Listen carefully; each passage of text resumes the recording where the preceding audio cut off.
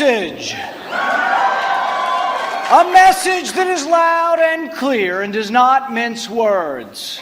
We've come to take our country back.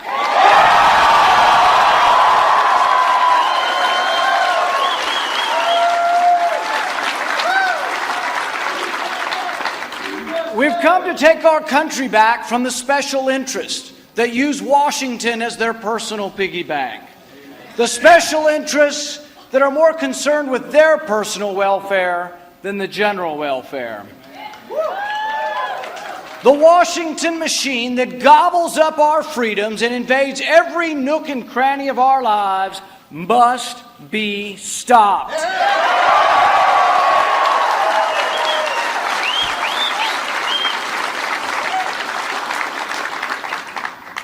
Less than 5 years ago, I stood just down the road in my hometown in Bowling Green and said those same words. I wasn't supposed to win. No one thought I would. Some people ask me, then why are you running? The answer is the same now as it was then. I have a vision for America. I want to be part of a return to prosperity, a true economic boom that lifts all Americans, a return to a government restrained by the Constitution.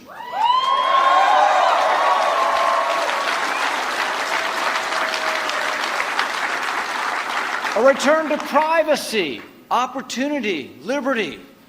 Too often, when Republicans have won, we have squandered our victory by becoming part of the Washington machine. That's not who I am.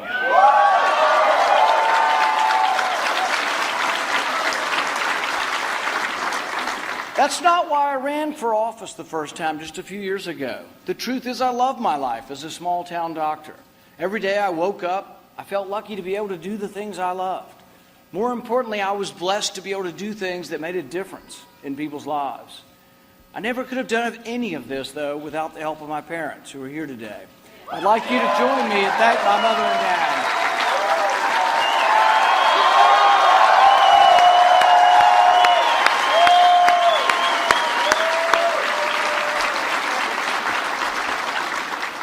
With my parents' help, I was able to make it through long years of medical training to become an eye surgeon.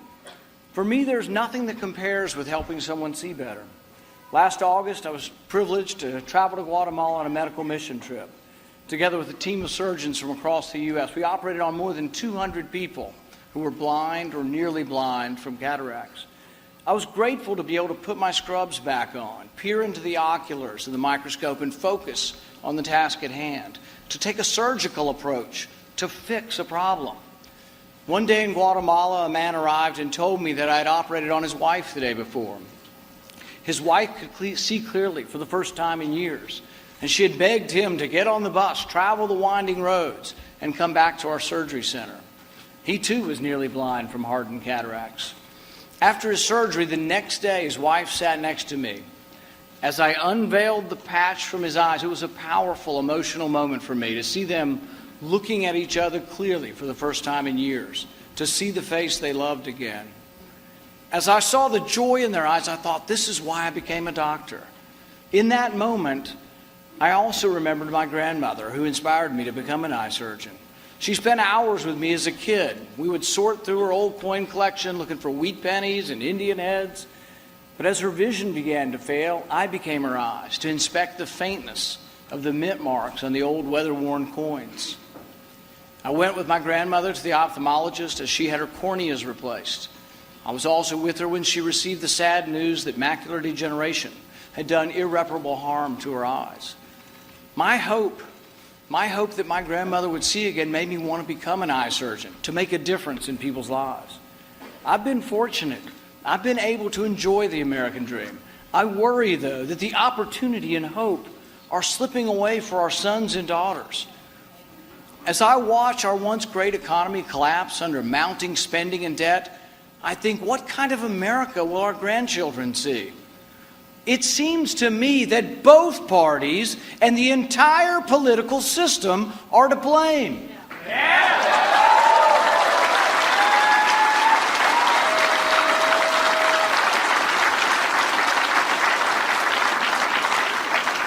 Big government and debt doubled under a Republican administration. And it's now tripling under Barack Obama's watch. President Obama is on course to add more debt than all of the previous presidents combined. We borrow $1 million a minute. This vast accumulation of debt threatens not just our economy, but our security. We can wake up now and do the right thing. Quit spending money we don't have.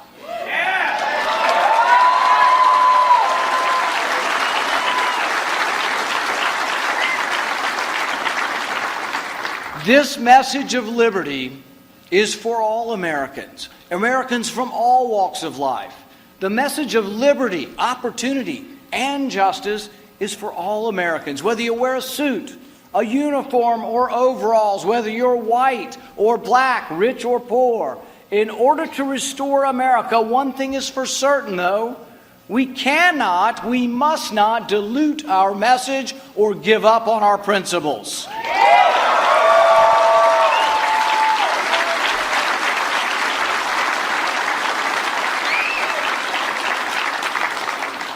If we nominate a candidate who is simply Democrat light, what's the point? Why bother? We need to boldly proclaim our vision for America. We need to go boldly forth under the banner of liberty that clutches the Constitution in one hand and the Bill of Rights in the other.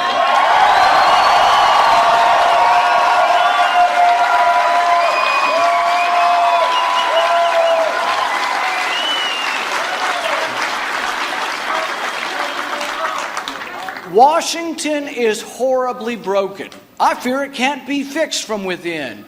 We, the people, must rise up and demand action.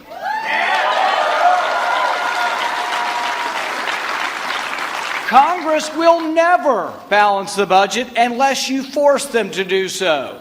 Congress has an abysmal record with balancing anything. Our only recourse is to force Congress to balance the budget with a constitutional amendment.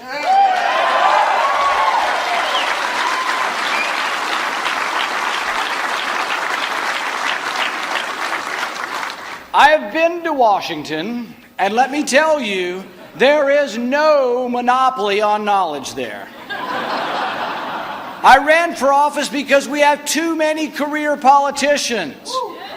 I believe it now more than ever. We limit the president to 2 terms. It's about time we limit the terms of Congress.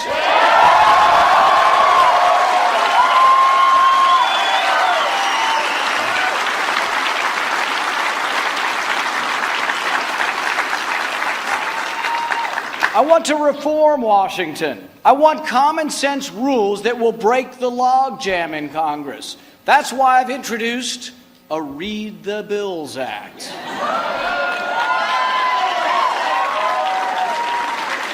The bills are 1,000 pages long and no one reads them. They are often plopped on our desk with only a few hours before a vote. So I've proposed something truly extraordinary. Let's read the bills, every page.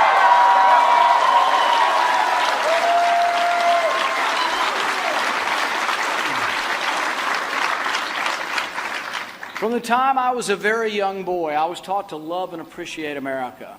Love of liberty pulses in my veins. Not because we have beautiful mountains or white sand beaches, although we do. And not because of our abundance of resources. It's more visceral than that. Our great nation was founded upon the extraordinary notion that government should be restrained and freedom should be maximized.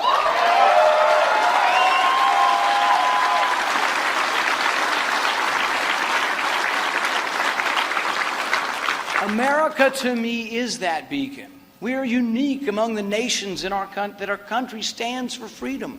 Freedom nurtured our country from a rebellious group of colonies into the world's greatest nation. When tyranny threatened the world, America led the way to rid the world of Nazis and fascist regimes. Resolutely we stood decade after decade against communism, the engine of capitalism finally winning out against the sputtering, incompetent engine of socialism. We won the Cold War.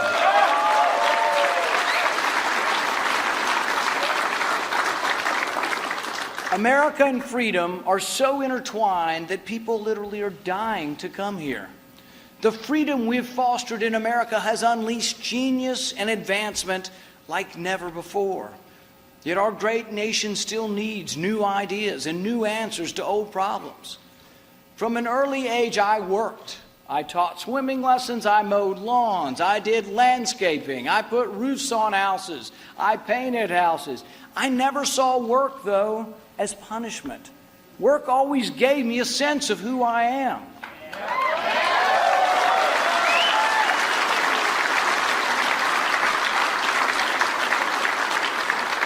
Self-esteem can't be given, it must be earned.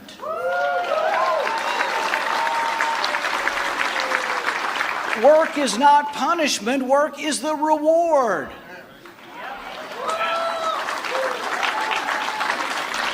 Two of my sons work minimum wage jobs while they go to college. I'm proud of them as I see them realize the value of hard work. I can see their self-esteem grow as they cash their paychecks. I have a vision for America where everyone who wants to work will have a job.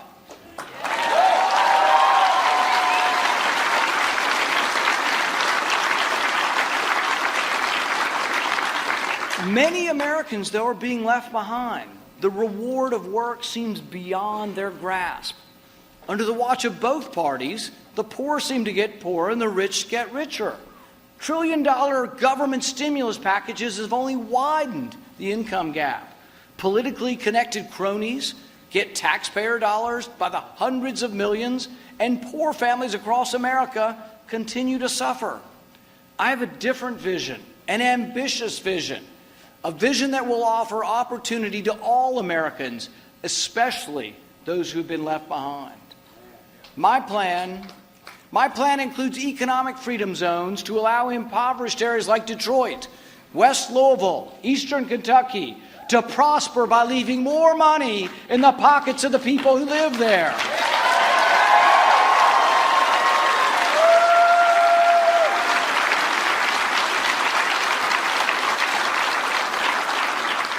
Can you imagine what $1 billion stimulus could do for Detroit or for Appalachia? I'm convinced that most Americans want to work. I want to free up the great engine of American prosperity. I want to see millions of Americans back at work. In my vision for America, we'll bring back manufacturing jobs that pay well. How?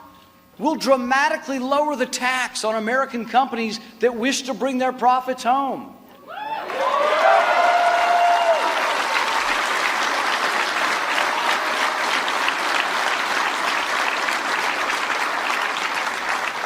More than $2 trillion in American profit currently sits overseas. In my vision for America, new highways and bridges will be built across the country, not by raising your taxes, but by lowering the tax to bring this American profit home.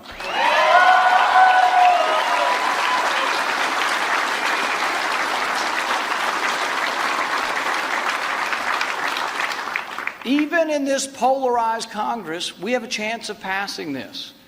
I say let's bring $2 trillion home to America. Let's bring it home now.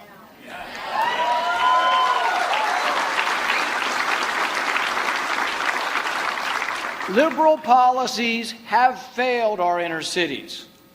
Let's just get the facts straight. They have failed our inner cities. Our schools are not equal, and the poverty gap continues to widen. Martin Luther King spoke of two Americas. He described them as two starkly different American experiences that exist side by side. In one America, people experience the opportunity of life, liberty, and the pursuit of happiness. In the other America, people experience a daily ugliness that dashes hope and leaves only the fatigue of despair. Although I was born into the America that experiences and believes in opportunity, my trips to Detroit, to Appalachia, to Chicago have revealed what I call an undercurrent of unease. It's time for a new way, a way predicated on justice, opportunity, and freedom.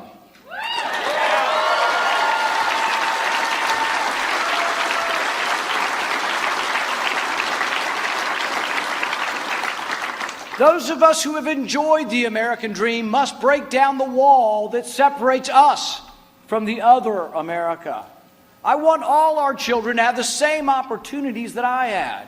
We need to stop limiting kids in poor neighborhoods to failing public schools and offer them school choice.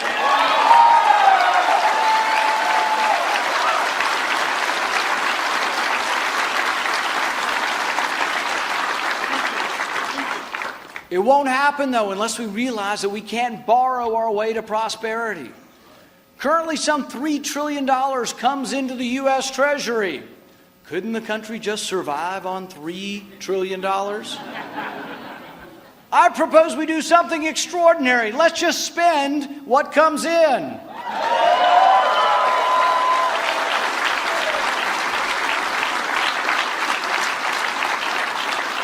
In my vision for America, freedom and prosperity at home can only be achieved if we defend against enemies who are dead set on attacking us.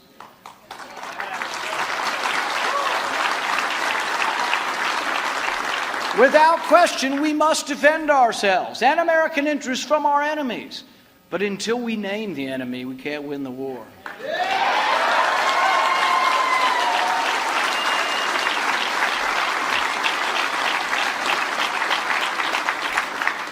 The enemy is radical Islam. You can't get around it.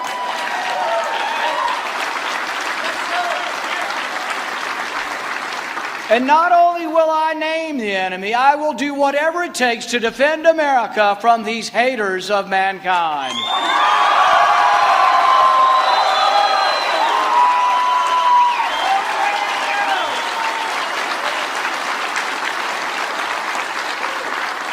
We need a national defense, robust enough to defend against all attack, modern enough to deter all enemies, and nimble enough to defend our vital interests. But we also need a foreign policy that protects American interests and encourages stability, not chaos.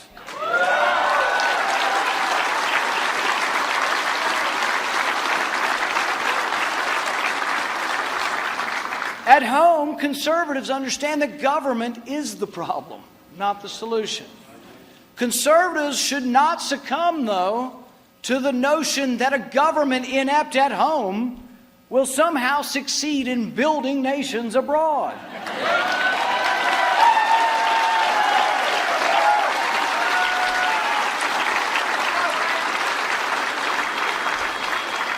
I envision an America with a national defense unparalleled, undefeatable, and unencumbered by overseas nation building.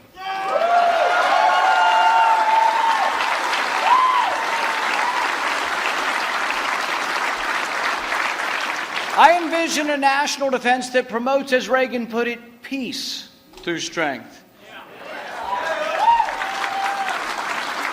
I believe in applying Reagan's approach to foreign policy to the Iran issue. Successful negotiations with untrustworthy adversaries are only achieved from a position of strength. We brought Iran to the table through sanctions that I voted for. Now we must stay strong. That's why I've co-sponsored legislation that ensures that any deal between the U.S. and Iran must be approved by Congress.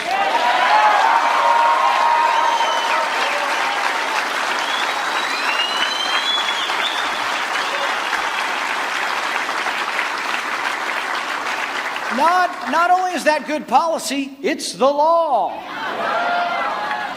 It concerns me that the Iranians have a different interpretation of the agreement.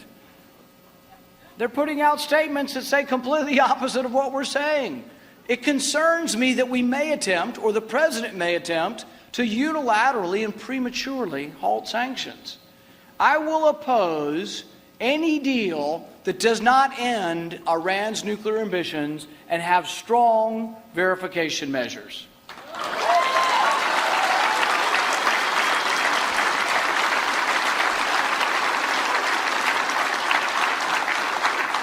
And I will insist that the final version be brought before Congress.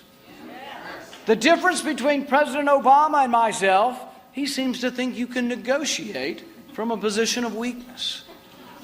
Yet everyone needs to realize that negotiations are not inherently bad, that trust but verify is required in any negotiation, but that our goal always should be and always is peace, not war.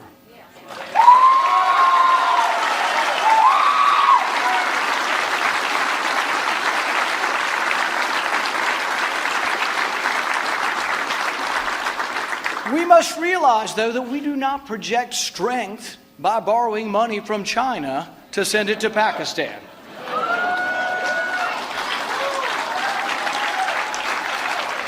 Let's quit building bridges in foreign countries and use that money to build some bridges here at home.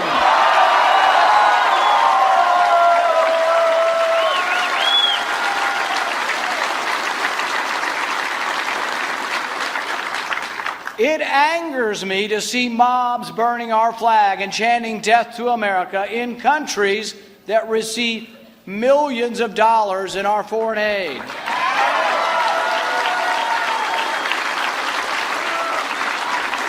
I say it must end. I say not one penny more to these haters of America.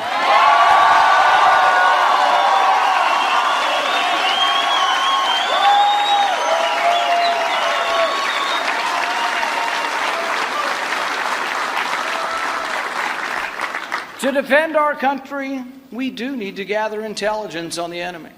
But when the intelligence director is not punished for lying under oath, how are we to trust our government agencies?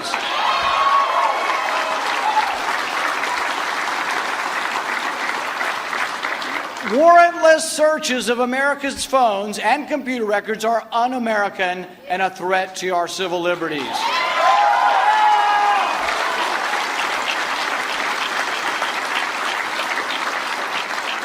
I say that your phone records are yours. I say the phone records of law-abiding citizens are none of their damn business.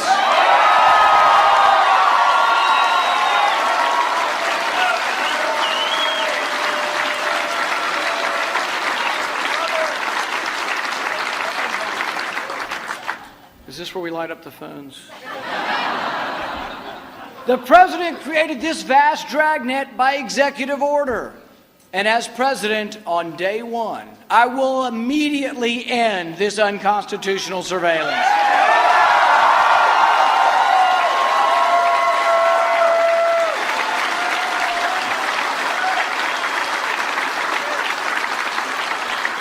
I believe we can have liberty and security, and I will not compromise your liberty for a false sense of security. Not now, not ever.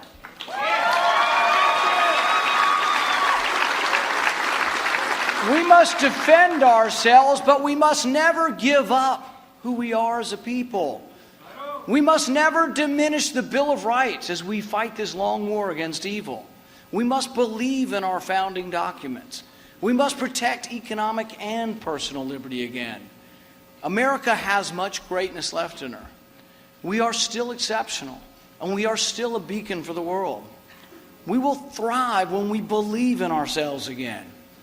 I see an America strong enough to deter foreign aggression, yet wise enough to avoid unnecessary intervention.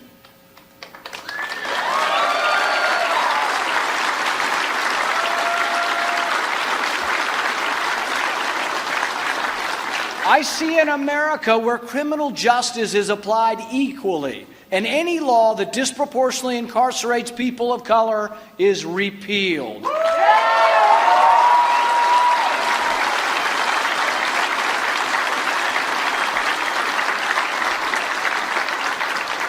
I see an America with a restrained IRS that cannot target, cannot harass American citizens for their political or religious beliefs.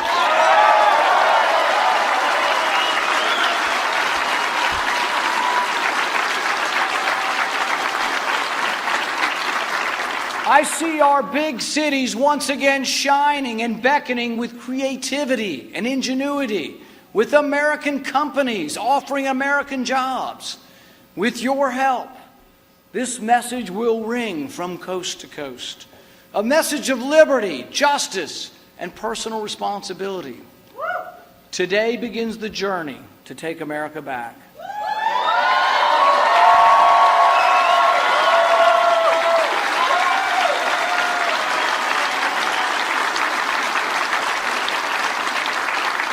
To rescue a great country now adrift, join me as together we seek a new vision for America. Today, I announce with God's help, with the help of liberty lovers everywhere, that I am putting myself forward as a candidate for President of the United States of America.